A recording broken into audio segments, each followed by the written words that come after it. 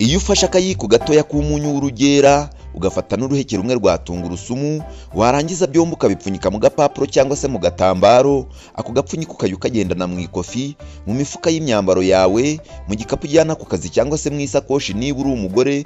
Nta muntu n'umwe ushobora kukuroga inyatsi, umwaku, kuvuka, kukwambura igikundiro, kugutwara abakiriya, kugushika cyangwa se n'ubundi burozi ubwo aribwo bwose bw'ubufindo butari ubutamikano. Niba uri umucuruzi, ushobora gufata ku gapfunyika k'umunyu w'urugera n'uruheke rwa tungurusumu, warangiza ukagashyira muri kontwari cyangwa se mu gikoresho ubikamo amafaranga iyo uri gucuruza, cyangwa se nanone tungurusumu ukayisekura, hanyuma yo n'akayiko k'umunyu ukabivanga mu mazi yo gukoropesha mu nzu ucururizamo, cyangwa se ayo mazi ukajya uyamena ku ibaraza ryawe mbere yo gukubura nk'umuntu uri kwirukana ivumbi.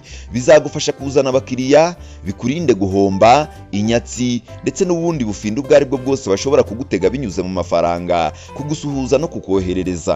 Ubu buryo bwombi nanone ushobora kubukoresha mu rugo iwawe niba warazengerejwe n'abarozi. Bizabarinda intonganya za hato na hato mu rugo rwanyu, kugira amafaranga ntabagirire umumaro, kubaroga kutagira ubwenge, kubaroga ingeso mbi nko gucana inyuma, amahane, ubukene no gukunda gusesagura umutungo w'urugo kandi mutari mubisanganwe.